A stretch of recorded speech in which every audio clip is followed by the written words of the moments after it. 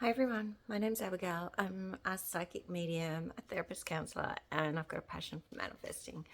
And so today I'm going to do a psychic reading on the energy using my cards. And so if you're a manifester and you want to know where where the energy is on your manifestation, that's what I'm here to tell you today. So let's have a look.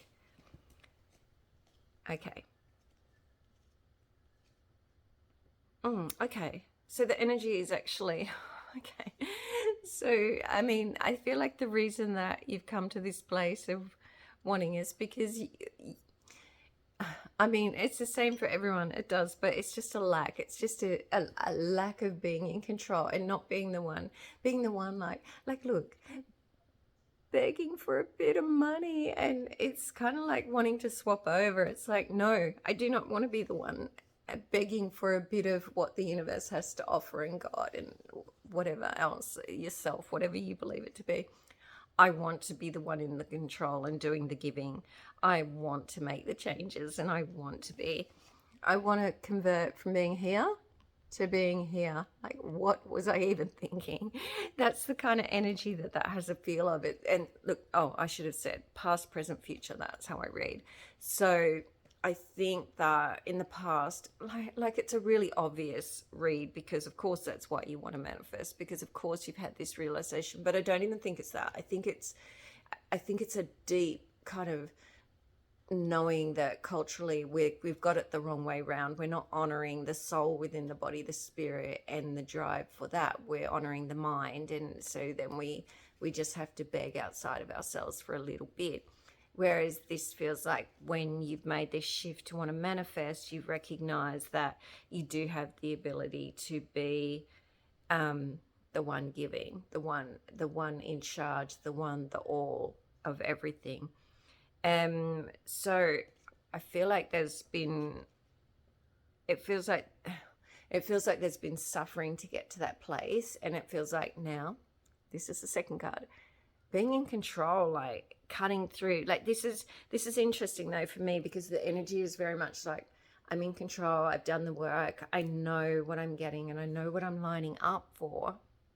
The issue is there's not the joy in it yet. Like it might come in waves, but there's not it's like the reality that you want has been created and it's there and it's present, and you know because you can feel it and you're resonating with it, whatever it is you're bringing into your manifestations.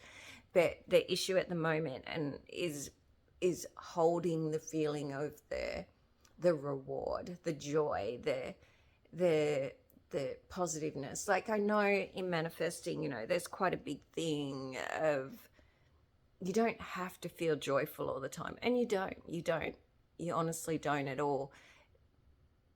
But what I have noticed, I did this big money manifestation, and yeah, it worked. It was on a project that I had going, and it worked, but I did it from a place of not using emotion and just kind of mentally doing it, and it was almost annoying. And so then when I manifested it, yeah, I was just like, nah, and it didn't really add a lot of value to my life that I thought it would because I didn't attach the feelings. So I did manifest without the feelings. So what I'm feeling here is the feelings are already there, but it's like little bits are getting through, but I'm still holding tense. Like the King of Swords, he's very in the mind. So it's like stop being in the mind, get more in the body, get more in the feel of what it's like to accept through your body, through your chakras, through your five senses. Because and one of the ways you can do this, and I always say this to my people, is you can do self-care, but there's no point doing self-care if you're thinking. You've got to do self-care and be in your body. So you've got to be feeling through your five senses and bringing in what it is that makes you feel peaceful and relaxed and joyful. Like there's no point sitting in a bath eating your favorite chocolates, with nice lighting and candles if you're thinking about work pressures. No, you've got to be feeling the warm water, smelling the bubble bath, like feeling everything of the room and the calmness of the lighting and savoring the taste of the chocolates. That's self-care. That's how you get your mind and body and spirit and soul aligned.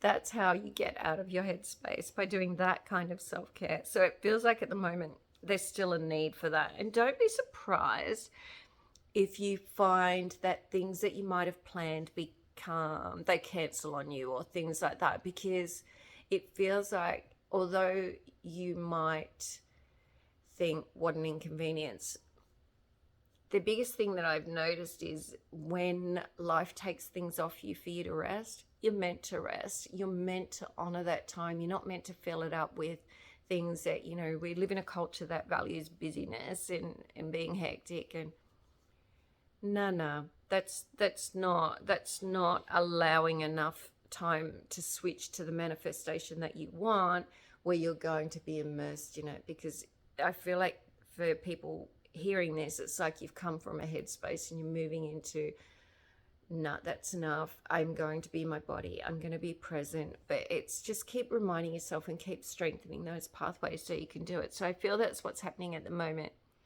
And then we move on to judgment. And so judgment, look, it's not the best card, but it's also not the worst. What it shows is massive movement. And I feel like what's going to happen is there's going to be longer periods, because I don't read the cards fully by their tarot meaning, by the way. I read them by what comes to me psychically and what I feel. So with this one, what I feel is there's going to be a lot more time of integrating those feelings of connection with yourself, and that you've actually got this, and that it's actually coming in. And then all of a sudden, out of nowhere, it's just going to blossom. It's just going to bloom. Like, this just feels like springtime connection. And no, I'm not saying for people over the other side of the world, you've got to wait till springtime. It's not that at all. It's just that new energy of growth. It's suddenly going to come, like so let's go back. You've made a shift from being the person who accepts the little bit that's on offer to being the person who's going to be in control, managing the offerings, and knowing that their world is a reflection of self, and there's no one to change but self, as Neville says, which is so true. Then the next one is around being in that space mentally, but not fully doing it on an emotional feeling spirit inside my body. I'm feeling everything. Now, let me tell you, trauma, negative thinking, old beliefs, they have an energy, an emotion that is stored in the body. Linked to the neural pathways, linked to your energy, stored in the body. So when it's stored in the body, there's not enough room to be able to do self-care, to be able to feel warmth and connection. So this is why you've got to go in and do the other things that bring you sensory into your body, which I was saying before about the bath and the chocolates and the candles. Like, if you can be so very present through your senses and train yourself to be back in your body and present rather than up here and thinking, this is how you become mastering of your manifesting. So the next thing that comes up is it's still going to be integrating. And if you're at this stage, you're going to be forced to integrate. So don't be surprised if things become cancelled on you, friends might disappear. You're just going to have this period of, it can't come in if you are too busy or have too much going on. And I also feel that old friendships might be moving out of your reality too. Like, let those versions go for now. Just let it go. Don't hold on to old energy patterns, because if they're moving on for a reason. And you know what? You can get the new version back later if you want that. But at the moment, let go of the old version. The other thing that comes up for me with this is, I did a video the other day on, if you're manifesting an SP, don't be thinking about the memories. Just don't.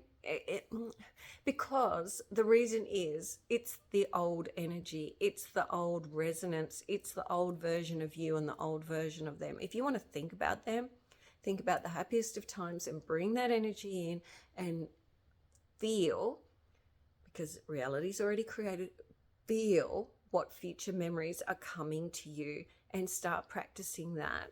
Okay, next. And then if you go through this process, out of nowhere, you're just going to get a sense of growth. Like, something's going to happen. It's going to be like a part manifestation, but not in that you reject it. A part manifest, and you can reject it, in that you know in the 3D absolutely 100% it's happening and it is going to happen, and then you're totally in your element with everything just happening, and it's all good, and you're there, and it can come in, and you're just like accepting. I hope that makes sense. I'm sure. If you have any questions, you can write them down below. And if you need it or want a session for yourself, I do psychic readings, which I have some random skill that nowadays makes sense, in that I can, and I've got a background in the neurobiology of trauma, so I can read your cards and see where your traumas have come from in terms of what you're wanting to manifest or bring into your life, and what would be the best option for resolving this energy out of your reality and moving you forward. I also do energetic work with clients where,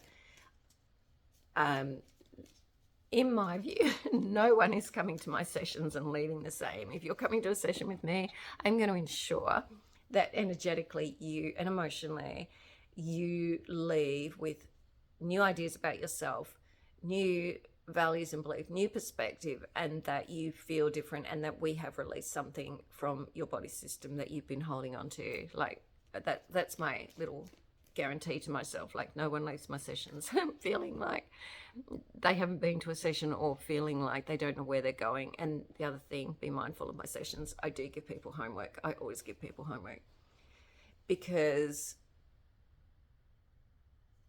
that's how you get the biggest changes in life. All right. Well, I'll leave my details below. And if you want to like my videos, that would be amazing. And share, or any questions. Thank you.